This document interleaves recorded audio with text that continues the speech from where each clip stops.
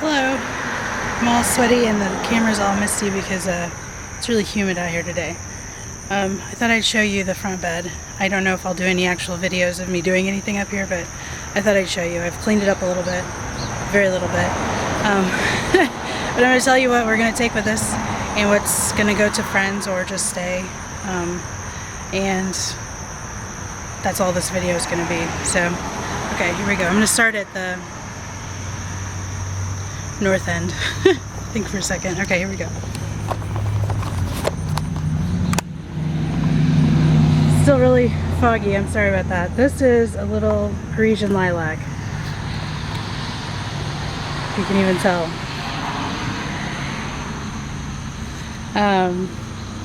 I'm gonna try to take it with us. I'll have to cut it back probably, and just take a really good chunk of the root ball. The problem with this bed, I don't know if you can see the rocks that are underneath. That is the mulch for this bed. When we first moved into this house, I noticed all these rocks. There was no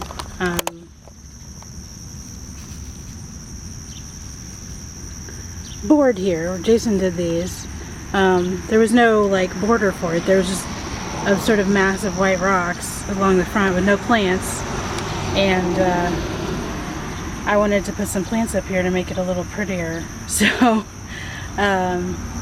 one of the first ones I put in was this Parisian lilac, and the whatever this is, I'll think of the name and put it on the video. And then year before last, I planted this. This was a graduation present from a couple of friends. It's the, I think, Dark Night butterfly bush, Buddleia. And that is going to go with me. I'm going to cut it way back because you're supposed to cut it back anyway. So it's just going to be early. But these two are going to be moved very last. Like when we're taking our last load of stuff that can have plants in it, the day before that I will come out here and I will take care of them. And I might do a video of that, I don't know. But I would just like to enjoy the blooms of this butterfly bush as long as possible and give the lilac as much time to feed itself with sun and everything as I can. Okay, then I have a little spirea. It's the one with the pink flowers. I don't remember what it's called. And I am not attached to it at all. So someone may take it away. We may leave it. I don't know. There are a bunch of irises up here. Oh, so I should tell you. We have lawn ornament decorations. This is an old spinny motorless grass cutter. I tried using it and the blades were not very sharp. I don't know what the problem was with it, but it was not useful. So it's been, at times we wrap the hose on the handles. Right now the hose is just sort of draped over this old shaving horse that Jason had that he doesn't want, so it's another lawn decoration. I don't know if we thought maybe it would support the rose. This is a climbing rose bush that I am torn about whether or not to take. You can't really see it for the irises because I cut it back. It's been done blooming for a long time, and at this point the canes were just like, there were canes over there, there were canes over there, there were canes all the way up there. It was just going crazy, but there were no flowers. These irises came from two places, from a friend, well, from friends. One's from a friend's grandmother's garden and one is just from my friend's garden. I have these same irises among all the irises I dug up in the backyard, so these can go to friends. I don't need to take these with me because I already have them. I want to take the lamb's ears. That's what this is down here, if I can. This is another of the same kind of spirea, so it can stay or a friend can take it. I kind of want to take the butterfly weed, but I'm not sure how well it will do transplanting. We'll just have to see. But I love how orange it is, and that's like one of my favorite Missouri natives. Here's another Missouri native. This is passion vine. The first year I had it, it just grew and grew and didn't bloom at all. And this year it has bloomed. Oh, I see one of our friends. Several of our friends. That's cool. Look in there. What do you see? I see Japanese beetles on that flower.